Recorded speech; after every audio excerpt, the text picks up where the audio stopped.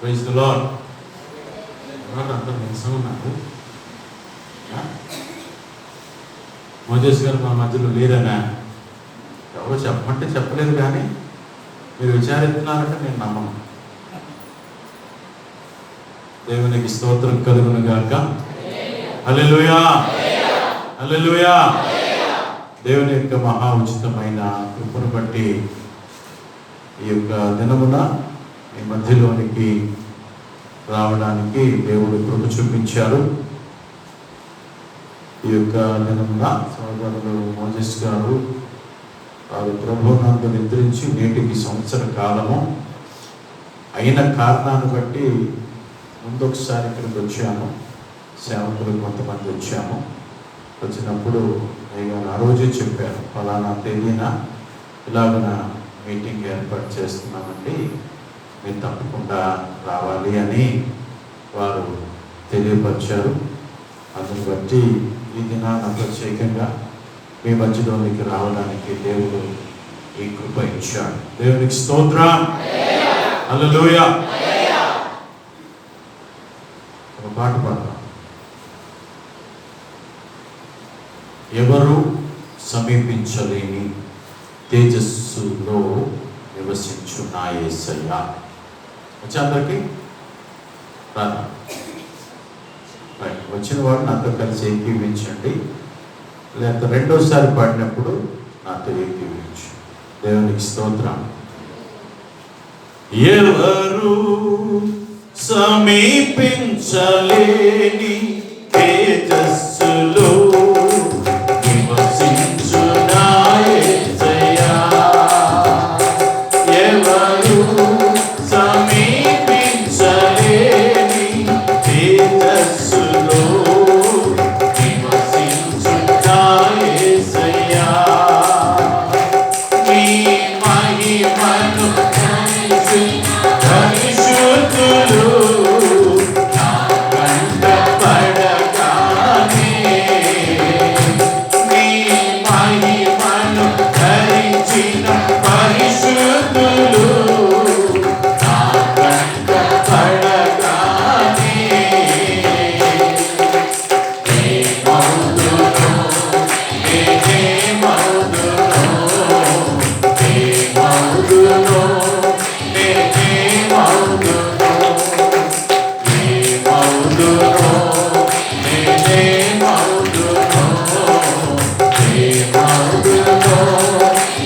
ఏమౌదును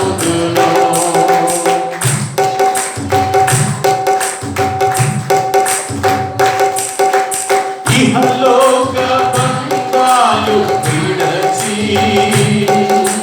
నీ ఎదుటే నిలచి, ఇహలోక బంధాలు మరచి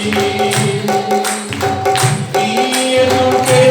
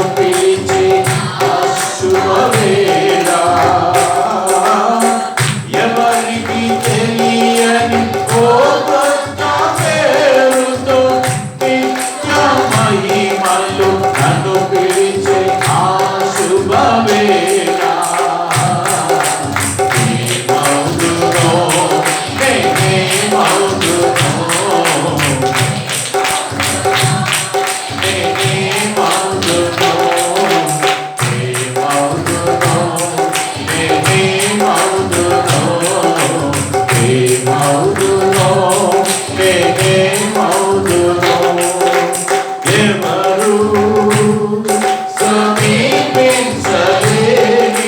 తేజస్సులో వసించునా యేసయ్యా. ఎవరు సమీపించలేని తేజస్సులో వసించునా యేసయ్యా. నీ మహిమను ధరించిన పరిశుద్ధులు నా కంటపడగానే, నీ మహిమను ధరించిన పరిశుద్ధులు నా కంటపడగానే,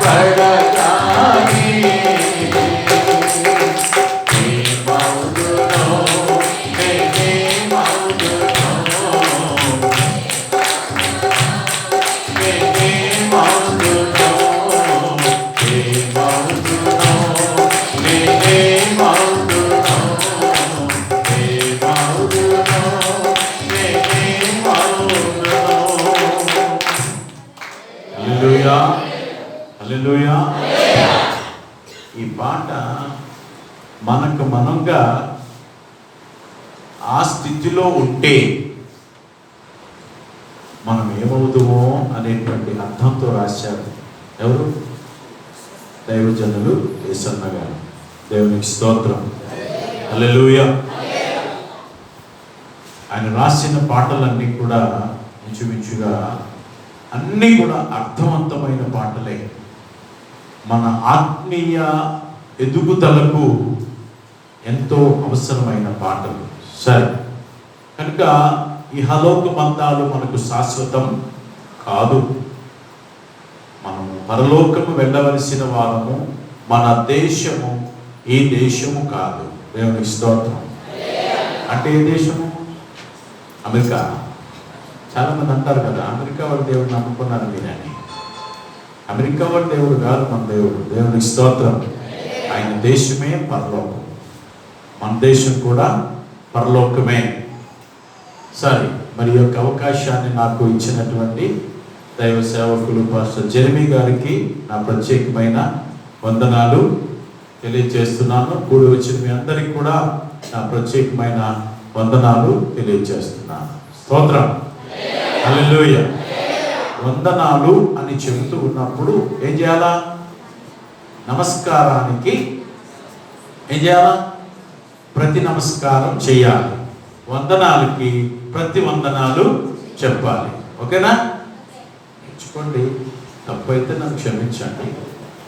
ఎందుకంటే ఎవరైనా మనకి నమస్కారం అంటే అని చెప్పినప్పుడు మనం ఏం చెప్తాం? నమస్కారం అంటావా? మనం కదా. అదొక ప్రతి సంస్కారం, రైట్? అంటే అదొక సంస్కారంతో కూడినటువంటి పద్ధతి.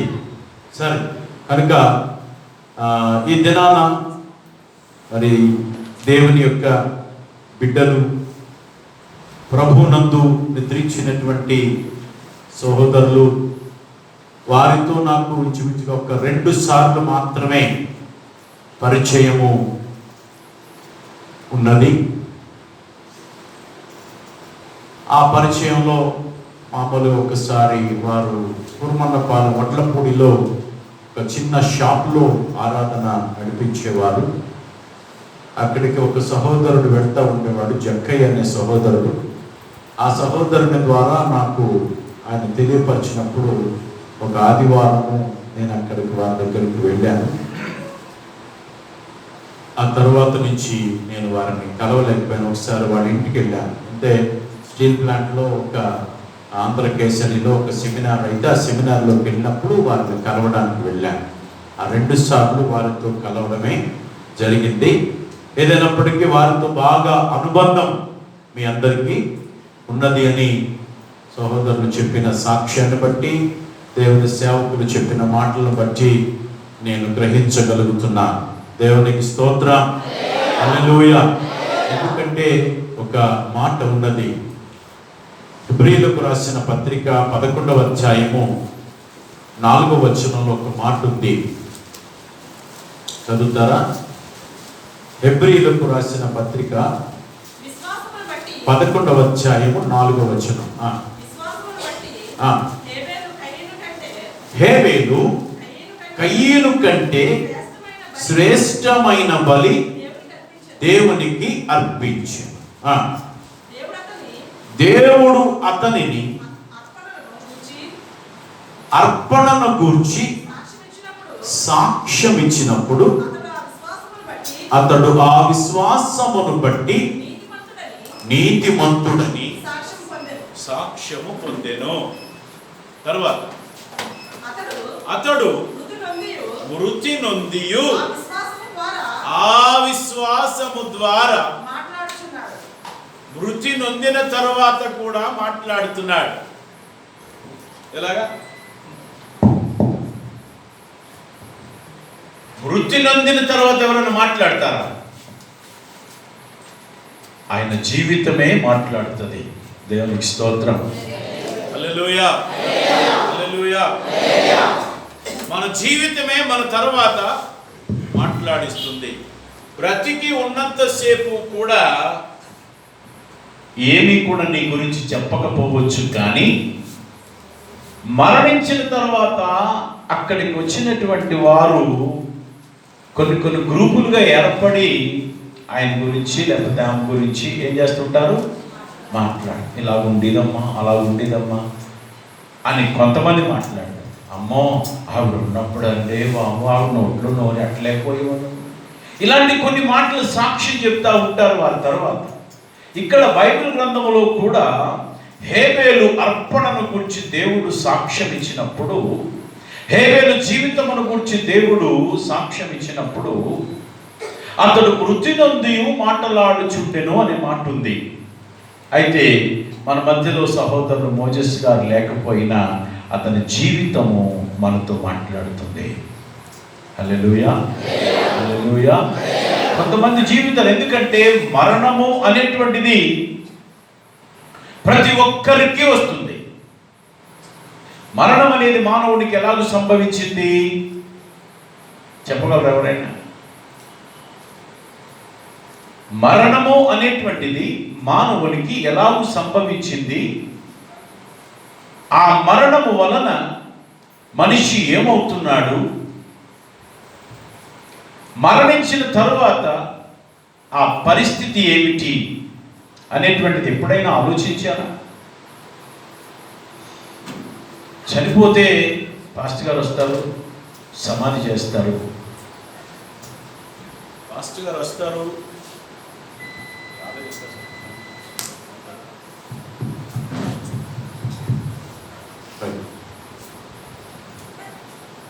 పాస్టర్ గారు వస్తారు, సమాధి చేస్తారు, అయిపోయింది.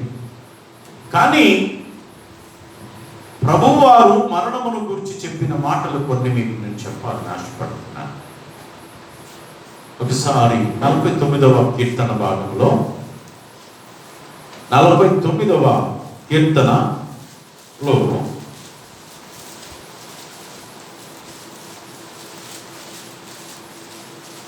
మొదటి వచనం ఒకసారి చదువుదాం. 2వ వచనం, సర్వజనులారా ఆలకించుడి, సామాన్యులేమి సామంతులేమి ధనికులేమి దరిద్రులేమి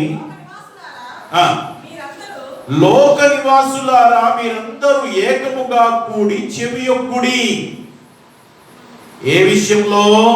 నా నోరు విజ్ఞాన విషయములను పలుకును, నా హృదయ ధ్యానము పూర్ణ వివేకమును గూర్చినదయుండును అని చెబుతూ ఆయన మనుష్యుని యొక్క జీవితమును గురించి కూడా జ్ఞాపకం చేస్తా ఉన్నాడు. 12వ వచనం, 10వ వచనం చదవండి. జ్ఞానులు చనిపోదురన్న సంగతి అతనికి కనబడకుండా పోదు. మూర్ఖులను పశుప్రాయులను ఏకముగా నశిస్తారు. ఘనత వహించిన వారు తమ ఆస్తిని ఇతరులకు విడిచిపెట్టుదురు. తమ ఇంట్లో నిరంతరము నిలుచుననియు తమ నివాసములు తరతరములకు ఉండుననియు వారు అనుకుందురు. తమ భూములకు వారు పేర్లు పెడతారు. ఈ ఘనత వహించిన వాడు ఎవడైనను ఏమవుడు? మనుష్యుడు అయినటువంటి వాడు నిలువజాలడు. వాడు నశించు మృగములను పోలి ఉన్నాడు. స్వాతిశయ పూర్ణులకు వారి నోటి మాటను బట్టి వారిని అనుసరించు వారికి కూడా ఇదే గతి.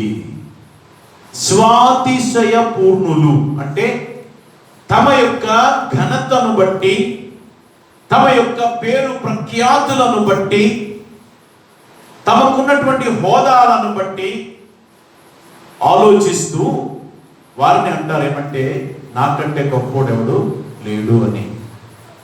స్వ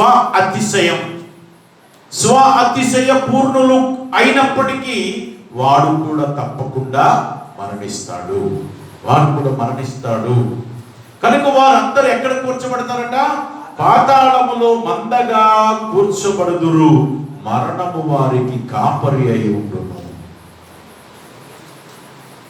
కానీ దేవుని యందు విశ్వాసం ఉంచినటువంటి బిడ్డ 16వ వచనం చెప్తాడు, ఒకడు ధన సంపన్నుడైనప్పుడు, వాని ఘనత విస్తరించినప్పుడు నువ్వేమి కూడా భయపడిపోవద్దు, అసూయ పడిపోవద్దు. అమ్మో వాడికి ఎంత డబ్బు వచ్చేస్తుందో, వాడు ఎన్ని బిల్డింగ్లు కట్టేస్తున్నాడు, ఎన్ని సామాన్లు కొనేస్తున్నాడు, ఎలా వచ్చేస్తుందో ఏటో తెలియదు అని వాడిని చూసి మనం వాతలేసుకోవలసిన పని లేదు అంటున్నాడు. ఎందుకు అంటే వాడు చనిపోవునప్పుడు ఏమీ కూడా కొనిపోడు. వాని ఘనత వాని వెంట దిగదు. నీకు నీవే మేలు చేసుకొంటివని మనుషులు నిన్ను స్తుతించినను, తన జీవిత కాలమున ఒకడు తను పొగడుకొనను, అతడు తన పితరుల తనమునకు చేరవలేను.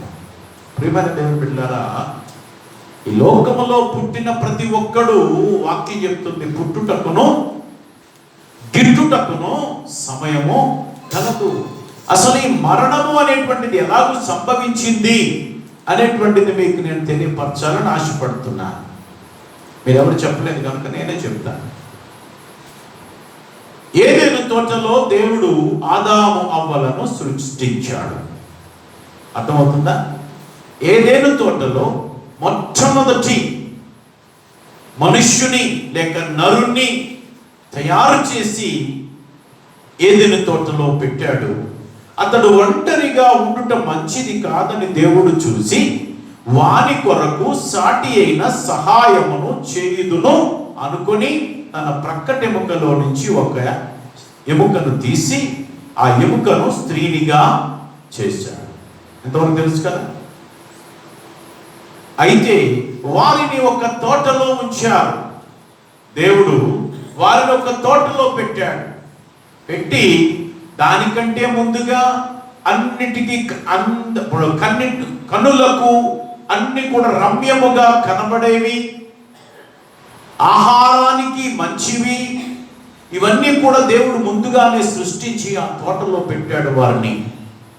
అందులో ఒక 2 చెట్లు, వాటిని గురించి దేవుడు చెప్పిన మాట ఏంటంటే, జీవ వృక్ష ఫలముల నుంచి ఒక వృక్షము, రెండవది మంచి చెడ్డల తెలివితేటల నుంచి వృక్షం. అది దేవుడు పెట్టినప్పుడు దేవుడు చెప్పిన మాట ఏంటంటే, ఆ చెట్ల ఫలములలో దేనిని కూడా మీరు తినకూడదు, తినుదినమున ఏమవుతారు? చచ్చిపోతారు అని దేవుడు చెప్పాడు. అంటే దేవుడు ఏ మరణమును గురించి చెప్పాడు? చచ్చిపోతారు. ఒకసారి చదవండి, 2వ అధ్యాయం 17వ వచనం, ఆదికాండం.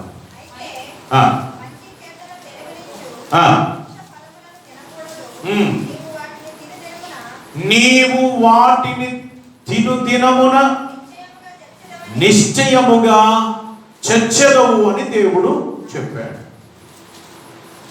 ఆ మాట వారు ఏదైనా తోటలో ఉన్నప్పుడు దేవుడు వారిని సాయంకాలపు పూట చల్ల పూటను కలుసుకోవడానికి వారితో వస్తూ ఉండేవాడు. ఆయన వెళ్ళిన తర్వాత ఆదాము గారు మంచి నిద్రపోతూ ఉన్నాడు. నిద్రపోతూ ఉన్నప్పుడు అవ్వమ్మ గారు ఆ తోటలో జస్ట్ అలాగా విజిట్ చేస్తున్నారు. చేస్తున్న సమయంలో 3వ అధ్యాయం 1వ వచనం చదవండి. దేవుడైన యెహోవా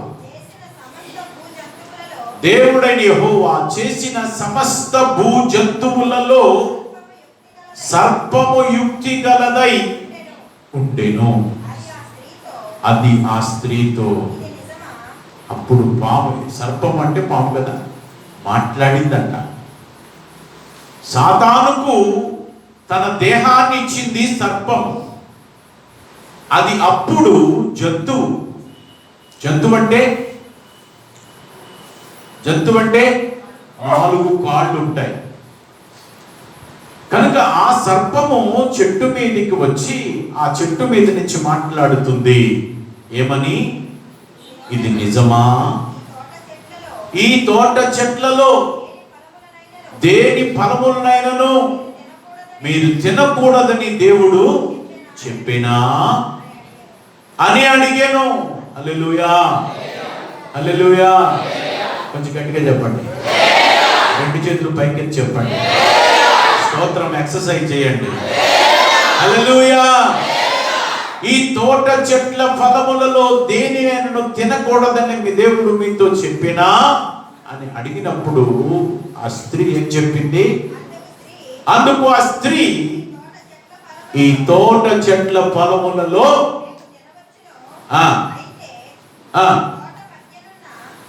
అయితే తోట మధ్యలో ఉన్న ఆ చెట్టు ఫలములను గురించి దేవుడు చెప్పిన మాట, మీరు చావకుండునట్లు దానిని తినకూడదనియు వాటిని ముట్టకూడదనియు దేవుడు చెప్పినా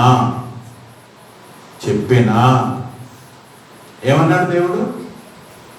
వాటిని మీరు తినుదినమున మీరు నిశ్చయముగా చచ్చెదరు. ముట్టద్దని చెప్పాడా? కానీ ఇక్కడ ఎక్స్ట్రా చెప్తుంది ఆవిడ, ఆ సాతానుతో లేక అపవాదితో, తినకూడదనియు ముట్టకూడదనియు దేవుడు చెప్పాడు. అందుకు ఆ సర్పము ఏం మాట్లాడుతుందంటే, మీరు చావనే. దేవుని సత్యానికి ఎప్పుడూ కూడా అసత్యము ఎదురుగానే ఉంటుంది. దేవుడు చెప్పిన మాట సత్యము, నీవు నిశ్చయముగా చచ్చెదవు. నీకు నాకు సంబంధం తెగిపోద్ది. మీతో నేను మాట్లాడదలుచుకోలేదు. చచ్చారు అంటే మీకు నాకు సంబంధం తెగిపోయిందన్నమాటే. ఆ మాట చెప్పిన తర్వాత అయినా వినాలి కదా. కానీ ఏమన్నారు? ఆ అపవాది లేక సర్పము చెప్పిన మాట మీద ఆమెకు విశ్వాసం కలిగింది. దేవుడు చెప్పిన మాట మీద ఆమెకి ఏం కలిగింది? అపనమ్మకం కలిగింది, అవిశ్వాసం కలిగింది. కలిగినప్పుడు జరిగిన కార్యమే మరణం. ఆత్మీయ మరణం పొందుకున్నారు. ఆత్మీయ మరణం ఎప్పుడైతే, అందుకనే రోమపత్రికలో మాట చెప్తాడు, చదవద్దులంటే నేను డైరెక్ట్ చెప్పుకెళ్ళిపోతాను. పాపము వలన వచ్చు జీతము మరణం. పాపం అనగా ఆజ్ఞ అతిక్రమమే పాపం. దేవుడు చెప్పిన ఆజ్ఞను ఆదాము హవ్వలు ఇద్దరు కూడా ఏం చేశారు? మీరారు. దేవుడు చెప్పిన మాటను లక్ష్యము చేయలేదు. దేవుని ఆజ్ఞను మీరిపోయిన కారణాన్ని బట్టి వారు ఆ దినము నుండి దేవునితో సంబంధం తెగిపోయింది. మానవుడు వేరైపోయాడు, దేవుడు ఆయన స్థానానికి ఆయన వెళ్ళిపోయాడు. అక్కడుండే కార్యక్రమాలు జరిగిస్తూ ఉన్నాడు. ఇక మీదట ఆ ముగ్గురిని కూడా శపించి దేవుడు ఆయన స్థానంలోకి వెళ్ళిపోయాడు. ఏమిటా శాపాలు? 3వ అధ్యాయంలో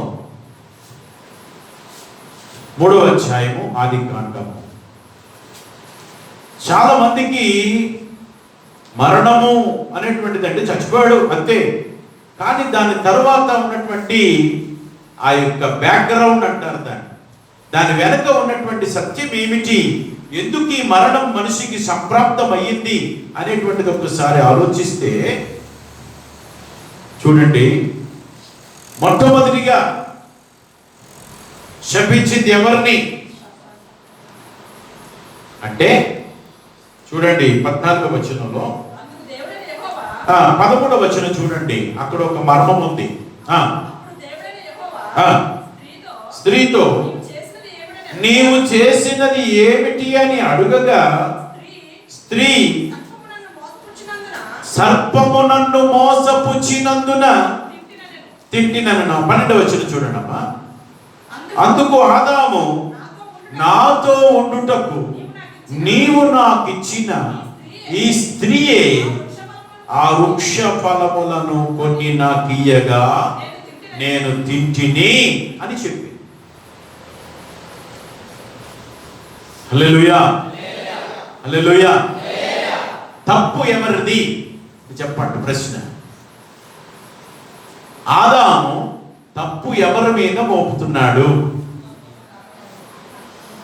అవ్వ మీద మోపుతున్నాడు. మరొకసారి చదవండి.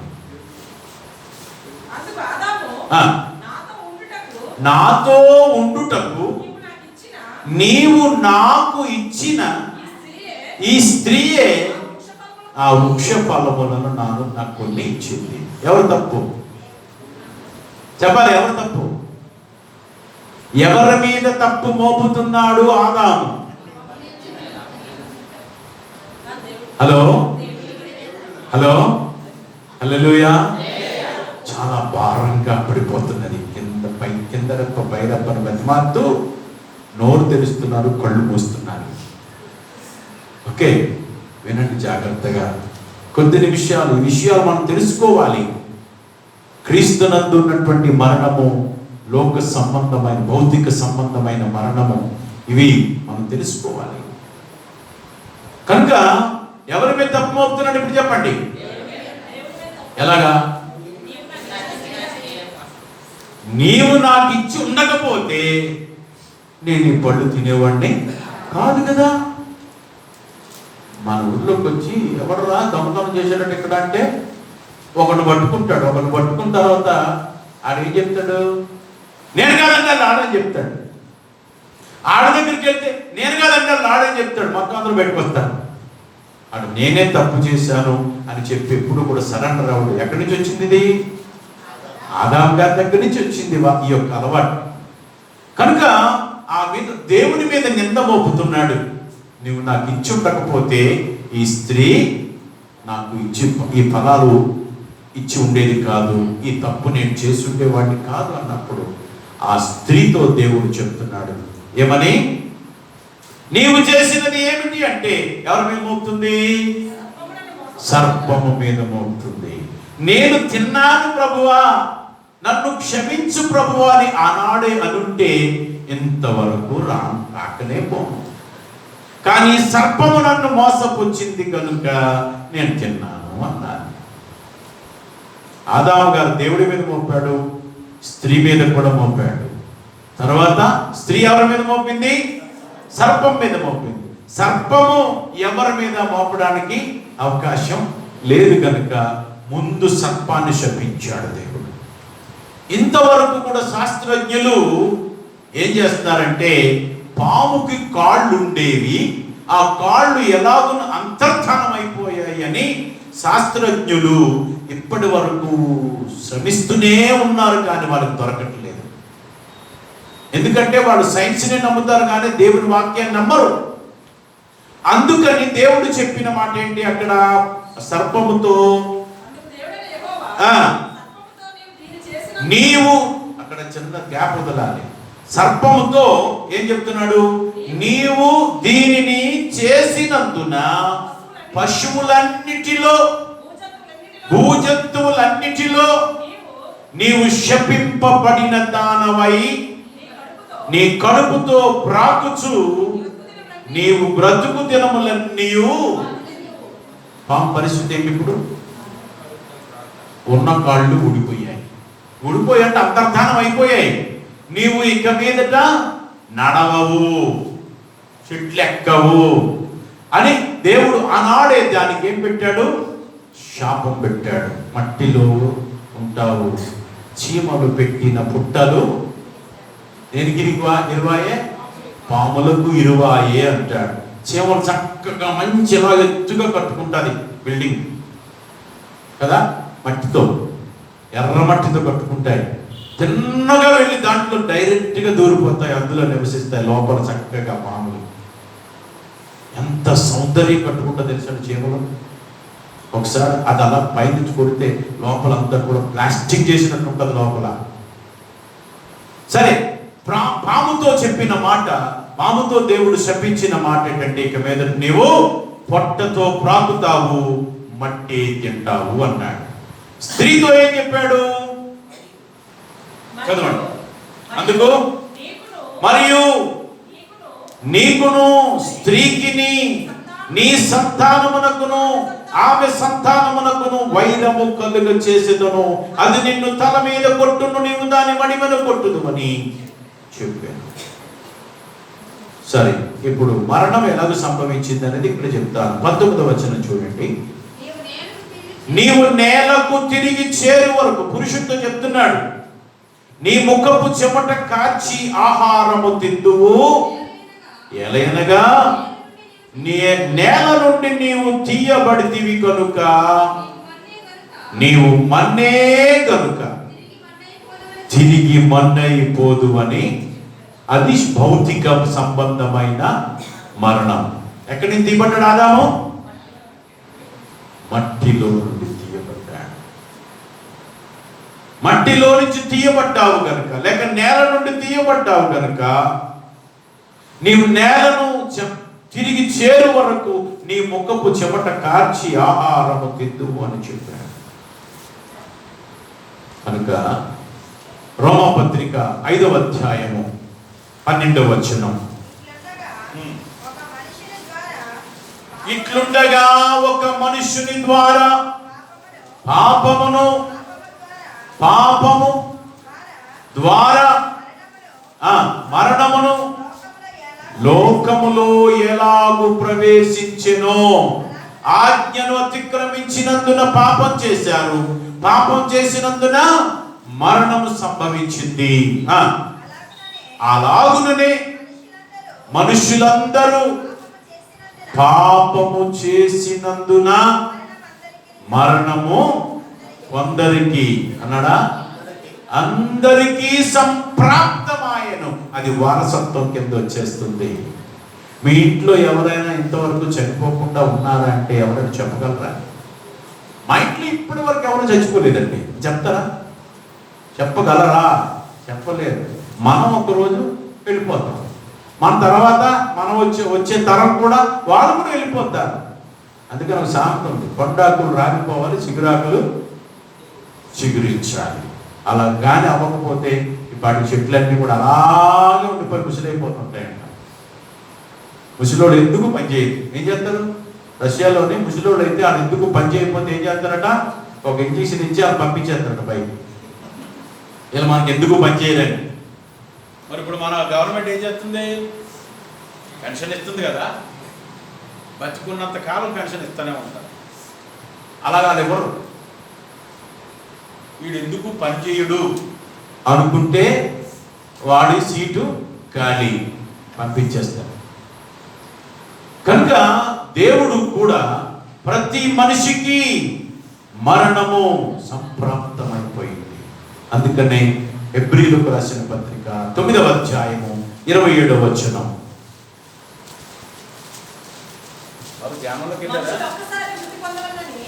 మనుష్యులు ఒక్కసారి మృతి పొందవలనని దేవుడు నియమింపబడెను, ఆ తరువాత తీర్పు జరుగును. హల్లెలూయా, హల్లెలూయా. మనుష్యులు ఒక్కసారే పుడతాడు, ఒక్కసారే చస్తాడు. అది ఎంత కొంతకాలం దేవుడు నియమించాడు. 90వ కీర్తనలో 70 సంవత్సరాలు, లేకపోతే అధిక బలం ఉంటే 80 సంవత్సరాలు. అంతకాలం కూడా ఈ రోజున బ్రతకడానికి అవకాశం లేదు. ఉన్నటువంటి తిండ్లు, ఉన్నటువంటి జబ్బులు, షుగర్లు, బీపీలు, రకరకాల కిడ్నీలు పాడైపోతున్నాయి. మధ్యన చాలా మందికి డయాలసిస్ ప్రాబ్లం, చాలా మందికి హాస్పిటల్లో చూస్తే ఖాళీ లేదు. డయాలసిస్ ప్రాబ్లం అంటే కిడ్నీలు పాడైపోతే డయాలసిస్ అని చేస్తారు, దాని ద్వారా ప్రసరణ చేస్తారు, కానీ కిడ్నీలు రెస్ట్లో ఉంటాయి. అలాగని కొద్ది రోజులు ఉంటే మొత్తానికి అవుట్ అయిపోతాయి. అంటే నేను చెప్పేది ఏంటంటే ప్రతి ఒక్కరికి ఏమొచ్చింది? మరణము అనేటువంటిది సంప్రాప్తమైనది. అందుకని చెప్పారు, ఎంతటి గనుడైనప్పటికీ, ఎంతటి మహారాజైనప్పటికీ ఒక దినమున చనిపోక తప్పదు తప్పదు. కనుకనే దేవుని యొక్క వాక్యంలో చెప్తుంది, లోకంలో ఉన్నటువంటి మనుష్యుల యొక్క మరణానికి దేవుని బిడ్డల యొక్క మరణానికి కూడా చాలా తేడా ఉంది. హల్లెలూయా. అందరూ చనిపోతాం. ప్రభువునందు ఉన్న వారు చనిపోతారు, ప్రభువులో లేనివాడు కూడా చనిపోతున్నాడు. కానీ ప్రభువునందు మరణించిన వ్యక్తికి దేవుడిచ్చే ధన్యత చాలా గొప్పది. హల్లెలూయా. 116వ కీర్తన 15వ వచనంలో 116వ కీర్తన 15వ వచనంలో చెప్తున్నాడు ఏమంటే, యెహోవా భక్తుల మరణం, ఆమేన్, హల్లెలూయా. యెహోవా భక్తుల మరణం, దేవుని యందు భక్తి కలిగిన వాని యొక్క మరణం ఏమైంది? ఆయన దృష్టి కంట విలువైనదంట. ఎందుకు? ఈ బిడ్డ భూలోకములో నా కొరకు జీవించాడు, నా యందు భక్తి కలిగి జీవించాడు కనుక నాలో నా పక్కన నేను కూర్చుండబెట్టుకుంటా. దేవునికి స్తోత్రం. హల్లెలూయా, హల్లెలూయా. ఆల్టర్నేషన్ బాగానే పెట్టారు. స్తోత్రం. నా దగ్గర నేను కూర్చుండబెట్టుకుంటాను. అందుకని యోహాను భక్తుడు ఆయన పద్మస్సు ద్వీపములో దర్శనం చూస్తూ ఆయన ఒక స్వరం విన్నాడట. 14వ అధ్యాయము 13వ వచనం, ప్రకటన గ్రంథం. ఇప్పటి నుండి ప్రభువునందు మృతి నొందు మృతులు ధన్యులు. ఎవరి యందు చెప్పాలి? ఎవరి యందు? ప్రభువునందు మృతి నొందిన మృతులు ధన్యులని వ్రాయుమని పరలోకము నుండి ఒక స్వరము చెప్పగా వింటిని. వారు తమ ప్రయాసములు మాని విశ్రాంతి పొందుదురు. ఎవరికిది? ప్రభువునందు మృతి నొందిన మృతులకే. దేవునికి స్తోత్రం. హల్లెలూయా. కనుక ఈ దినాన మోజెస్ గారు ఎక్కడున్నారు అని చెప్పడానికి ఆధారం ఏమైనా ఉందా? చెప్పాలి ఇప్పుడు. ఉందా? ఎందుకు అంటే ఆయన ప్రభువునందున్నారు గనుక. ఆయన ఎక్కడుంటాడు? యెహోవా భక్తుల మరణం ఆయన దృష్టికి విలువ గలది. ఒకసారి యేసు ప్రభు వారు ఒక మాట అన్నారు. యోహాను సువార్త 5వ అధ్యాయము 24వ వచనంలో, నా మాట విని నన్ను పంపిన వాని యందు విశ్వాసం ఉంచు ప్రతివాడు నిత్య జీవము కలవాడు. హల్లెలూయా. ఆయన మాట వింటే, పంపిన వాని యందు విశ్వాసం ఉంచితే వాడు నిత్య జీవము కలవాడు. హల్లెలూయా. దేవుని మాట యందు నీ విశ్వాసం ఉంచితే, ప్రభు యొక్క మాట విని ఆ మాట యందు విశ్వాసం ఉంచితే నీ మరణము దేవుని దృష్టికి విలువైనది. హల్లెలూయా, హల్లెలూయా. కనుక వాడు తీర్పులోనికి రాక మరణములో నుండి మరణిస్తే తప్ప ఆ జీవములోనికి ప్రవేశించడానికి అవకాశం లేదు. ఇలాగ వెళ్ళిపోదామంటే వెళ్ళడం అవ్వదు. ఎందుకు అని? ఎప్పుడైతే నేను తోటలో దేవుని మాటకు అవిధేయత చూపించి నప్పుడు దేవుడు ఏమన్నాడు? ఆత్మీయంగా నీవు చచ్చావు, శరీరమే ఉంటది. ఆత్మ అయితే నీలో నేను పెట్టాను, నేను ఊదినప్పుడు ఆత్మ నీలోనికి వచ్చింది. అయితే నువ్వు ఆత్మీయంగా నీవు నాకేమైపోయావు? దూరం అయిపోయావు అని చెప్పి దేవుడు ఇక్కడ చెప్తా ఉన్నాడు. మరణం అనేటువంటిది అనగా ఏమిటి అంటే, శరీరము నుండి ఆత్మ ఏమవుతుంది? వేరైపోద్ది. హల్లెలూయా, హల్లెలూయా. శరీరము నుండి ఆత్మ వేరైపోద్ది. బ్రతికున్నప్పుడు ఇలా మాట్లాడతాం కానీ చనిపోతే మనం మాట్లాడగలమా? ఏమైపోయింది? బయటికి ఆత్మ వెళ్ళిపోయింది, శరీరము నుండి వేరైపోయింది. కనుక ప్రసంగి గ్రంథం 12వ అధ్యాయం 7వ వచనం ఏం చెప్తాడంటే, మన్నైనది వెనుకటి వలెనే మంటికి చేరును, ఆత్మ దాన్ని దయచేసిన దేవుని యొద్దకు చేరును అంటాడు. దయచేసిన దేవుని యొద్దకు చేరును అనే మాట అయితే ఉన్నది, కానీ ఎప్పుడు దేవుని యొద్దకు చేరుతుంది అంటే, ఈ భూలోకములో ఉంటుండగా దేవుని యందు నీ విశ్వాసం ఉంచితేనే నీ మరణానికి దేవుడు ఒక గొప్ప విలువ ఇచ్చాడు. హల్లెలూయా. నీ మరణానికి ఈ రోజున విలువ ఉంది. చచ్చిన తర్వాత శరీరం ఎందుకు పనిచేయదు, మట్టిలోకి పోతుంది, కానీ నీ ఆత్మకు దేవుడు విలువనిస్తాడు. స్టెఫన్ గారు కొట్టబడుతున్నప్పుడు, రాళ్లతో కొట్టబడుతున్నప్పుడు ఆయన ఆత్మ దేవుణ్ణి చూస్తూ ఉన్నాడు. దేవుడంట అతని ఆత్మ అక్కడికి వస్తుందని చెప్పేసి యేసు ప్రభు ఆయనకు వందనం చేశారట. ఎంత గొప్ప విలువ అండి, ఎంత గొప్ప విలువ! నా కొరకు శ్రమపడ్డాడు, నా కొరకు రాళ్లతో కొట్టబడ్డాడు, ఆత్మతో నిండుకున్నవాడు, దైవ జ్ఞానముతో నిండుకున్నవాడు ఖండిస్తున్నాడు. ముష్కరులారా, దేవుని మాటలను నమ్మని మందమతులారా అని యేసుప్రభు కూడా ఉపయోగించాడు. దేవుని వాక్యమును నమ్మకుండా మీరు ఇష్టానుసారంగా మాట్లాడుతున్నారే అని చెప్పి స్టెఫన్ ఖండించినప్పుడు ఆయనను రాళ్లతో కొట్టారు. కొట్టినప్పుడు చనిపోతూ ఒక మాట అన్నాడు. యేసు ప్రభు ఉపయోగించిన మాట అన్నాడు. ఏమన్నాడు చెప్పండి? యేసు ప్రభు మనం జ్ఞాపకం చేసుకున్నట్టు గుడ్ ఫ్రైడే రోజున ఏమని, తండ్రి వీరేమి చేయించున్నారో వీరిని క్షమించుమని అన్నాడు. కానీ స్టెఫన్ అన్నది ఏంటంటే, ఈ పాపము వారి మీద మోపొద్దు తండ్రి.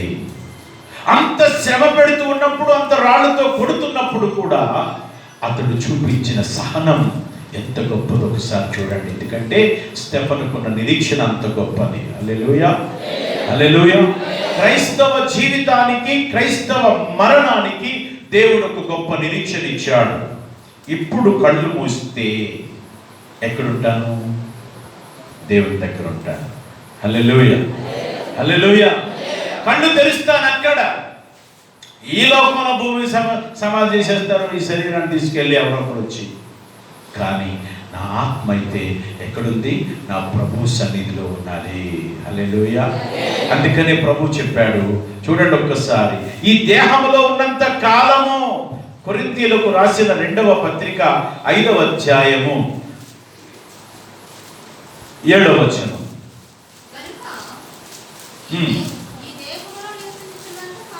ఈ దేహములో నివసించుచు ఉన్నంత కాలము ప్రభువునకు దూరముగా ఉన్నామని ఎరిగి. ఎంతకాలం ప్రభువు దూరంగా ఉన్నాము? ఈ దేహములో ఉన్నంత కాలము, అనగా ఈ దేహములో తన ఆత్మ నివసించినంత కాలము భూమి మీద ప్రభువునికి ఎక్కడున్నామంట? దూరంగా ఉన్నాము. ఎల్లప్పుడూ ధైర్యము కలవారమై ఉన్నాము. ఇట్లు ధైర్యము కలిగి ఈ దేహమును విడిచిపెట్టి ప్రభువునొద్ద నివసించుటకు ఇష్టపడుచున్నాను. హల్లెలూయా. అటువంటి ఆశ ఎంతమందికి ఉందండి? అటువంటి ఆశ ఎంతమందికి ఉంది? ఈ భూలోకములో జీవించినంత కాలము, ఈ ఆత్మ దేహములో నివసించినంత కాలము దేవునికి దూరంగా ఉన్నాను. అయినప్పటికీ భూమి మీద నివసించినంత కాలము దేవునికి ఇష్టంగా జీవించాలి. ఎప్పుడైతే ఇక్కడ కళ్ళు మూస్తానో నేను ఆ కళ్ళు ఆయన దగ్గర తెరుస్తాననే నిరీక్షతో ఈ లోకంలో బ్రతకాలి. ఈ లోకంలో బ్రతకాలి. క్రైస్తవ మరణానికి దేవుడిచ్చిన గొప్ప విలువ. కనుక ఈ రోజున మరణానికి భయపడవలసిన పని లేదు. హల్లెలూయా. ఎప్పుడు చచ్చిపోతాను అని ఆలోచించవలసిన పని లేదండి. ఎందుకంటే ఎప్పుడైనా చచ్చిపోతాం, కానీ చచ్చిపోవడమే చాలా మంచిది అంటాను నేను. దేవునికి స్తోత్రం. ఎందుకంటే ఈ లోకంలో ఉన్న చెడ్డ దినాలు, భయంకరమైన కార్యాలు చూసే కంటే ప్రభువును ఆనందించడం ఎంత భాగ్యమో. ఎందుకు అంటే మనం మరణిస్తే మనకు దేవుడిచ్చిన గొప్ప నిరీక్షణ ఉంది.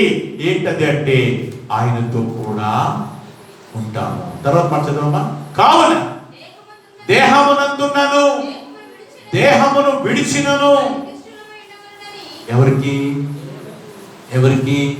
దేవునికి ఇష్టలుగా ఉండవాలని మిగుల ఆపేక్షించుచున్నాను, కోరుకుంటున్నానరా మీ గురించి. ఎందుకనగా తాను జరిగించిన క్రియల చొప్పున అవి మంచివైనను సరే, చెడ్డవైనను సరే, దేహముతో ఉన్నప్పుడు నీవు జరిగించిన వాటి ఫలమును పొందుటకు ప్రతివాడు పొందునట్లు మనమందరము క్రీస్తు న్యాయపీఠము ఎదుట ప్రత్యక్షం కావాలి. ఇది దేవుని బిడ్డకు ఇచ్చిన గొప్ప భాగ్యం. హల్లెలూయా.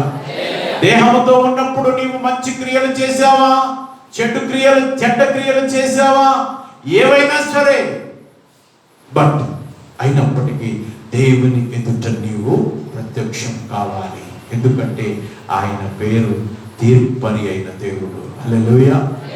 నేడు రక్షకుడు, రేపు తీర్పరి కనుక ఆయన సింహాసనం మీద కూర్చున్నప్పుడు నీవు ఆయన ఎదుట ప్రత్యక్షం కావాలి అనేటువంటి గొప్ప నిరీక్షణ ఈ లోకములో ఉన్నటువంటి మనకు దేవుడు చూపించాడు. దేవునికి స్తోత్రం. హల్లెలూయా. మరణం అనేటువంటిది శరీరము నుండి ఆత్మ ఎడబాటు. రెండవది లోకులందరూ పోయేటువంటి మార్గం. దావీదు భక్తుడు చెప్తాడు, రాజులు మొదటి గ్రంథము 2వ అధ్యాయం 1-2 వచనాల్లో చెప్తాడు. 2వ వచనం చూడండి. తన కుమారుడిని పిలిచి ఆయన చెప్తున్నాడు, దావీదునకు చదువు, మొదటి చదువు. మరణకాలము సమీపించింది, అతడు తన కుమారుడైన సొలొమోనును ఇలాగూ ఆజ్ఞాపిస్తున్నాడు. అంటే దావీదుకి మరణించే సమయం కూడా తెలిసిపోయింది. ఇక నేను బ్రతకను నాయనా, కనుక నువ్వు ఇలాగరా అని చెప్పి తన కుమారుని పిలిచి ఆజ్ఞాపిస్తున్నాడు. ఏమని? లోకులందరూ పోవలసిన మార్గములో నేను కూడా వెళ్ళిపోతున్నాను. మా డాడీ కూడా, మా నాన్నగారు కూడా చనిపోయే రాత్రి నేను వెళ్ళాను. సాయంకాలం సింహాద్రి దిగి ఇంటికి 4 గంటలకు వెళ్ళాను. వెళ్ళినప్పుడు నాన్నగారు మంచం మీద అట్లానే పడుకున్నారు. పడుకుంటూ రాత్రి 9:30-10 గంటలకు ఆయన చెప్పాడు. మా అమ్మగారు పేరు ఎలిజబెత్ రాణి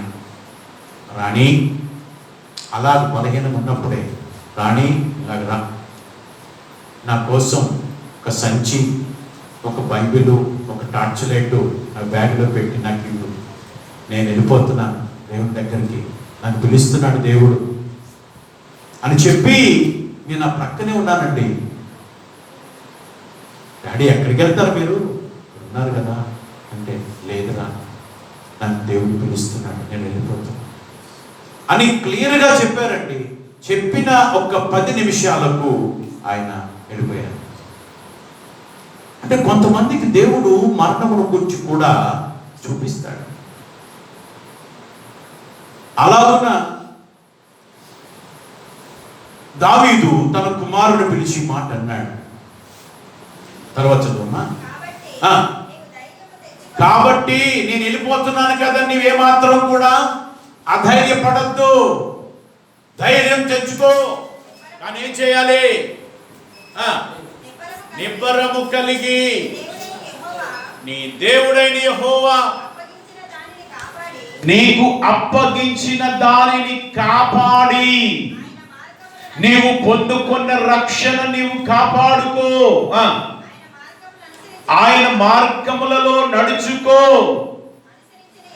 అనుసరిస్తే నువ్వు ఏ పని పూనుకునను, ఎక్కడ తిరిగినను అన్నిటిలో నీవేమవుతావు? వివేకముగా నడుచుకుంటావు అని తండ్రి తన యొక్క మాట చెబుతూ, అదే ఏం మాటలు అంటారు ఏం మాటలు అంటారు అవి? చివరి మాటలు అంటారు. తన కుమారుడితో చివరి మాటలు చెప్తా ఉన్నాడు. ఏమని? నాయనా, నువ్వు ఇంత ఆస్తి సంపాదించుకో నాయనా, ఇదిగో నీ కోసం వల్ల దాచిపెట్టాను నాయనా అని ఏమాత్రం చెప్పలేదు. ఏం చెప్తున్నాడు? నేను దేవుని దగ్గరికి వెళ్ళిపోతున్నాను, నీవు చేయవలసిన పని ఏంటి? దేవుని మాటను విను, ఆయన ఆజ్ఞలను గైకో, నీవు ఆయన మార్గములో నడుచుకొని నప్పుడు నువ్వు ఏ పని చేసినా కూడా, ఎక్కడికి వెళ్ళినా కూడా దేవుడు నీతో ఉంటాడు అని చెప్పాడు దావీదు తన కుమారుడితో. లోకులు పోవలసిన మార్గంలో మనమందరం కూడా పోతాం, కానీ ప్రభువునందుంటే మనకు మంచి నిత్య జీవము. యేసు ప్రభు ఈ లోకానికి వచ్చి ఉండకపోతే, ఆయన శిలువ మరణము పొంది ఉండకపోతే, ఈ రోజున మనకు నిత్య జీవము లేదు. నిత్యము ఆయనతో పాటు జీవించే భాగ్యము లేదు. దేవుడు స్థానంలో ఉండి ఉంటే మనకి భాగ్యం దొరకకపోను, మనం మన పాపాల్లోనే ఉండి చనిపోదుము. కానీ యేసుక్రీస్తును అనగా యోహాను సువార్త 3వ అధ్యాయము 16వ వచనం చెప్తున్నాడు, దేవుడు లోకమును ఎంతో ప్రేమించెను కాగా ఆయన తన అద్వితీయ కుమారునిగా పుట్టిన వాని యందు విశ్వాసముంచు ప్రతివాడును నశింపక నిత్య జీవం పొందునట్లు దేవుడు యేసుక్రీస్తును మానవులమైన మనకు ఏమిచ్చాడు? అనుగ్రహించాడు బహుమానంగా. దేవునికి స్తోత్రం. హల్లెలూయా, హల్లెలూయా. యేసుక్రీస్తు వారు సిలువలో మరణించుట వలన పోయినటువంటి, తెగిపోయిన సంబంధం, పోయినటువంటి జీవం, ఆత్మ సంబంధమైన జీవం యేసుక్రీస్తు మరణము ద్వారా ఏం జరిగింది? తిరిగి మళ్ళా దేవునితో సంబంధం ఏర్పాటైంది. హల్లెలూయా, హల్లెలూయా. యేసుక్రీస్తు గాని సిలువలో మరణించి ఉండకపోతే, ఆయన ఎందుకు సిలువలో గాయపడ్డాడు, బాధపడ్డాడు, దెబ్బలు తిన్నాడు? ఎందుకొరకు? యెషయా గ్రంథం 53వ అధ్యాయం 5వ వచనంలో, మన అతిక్రమ క్రియలను బట్టి అతడు, అనగా ఎవరు? ప్రభువైన యేసుక్రీస్తు, మన అతిక్రమ క్రియలను బట్టి అతడు గాయపరచ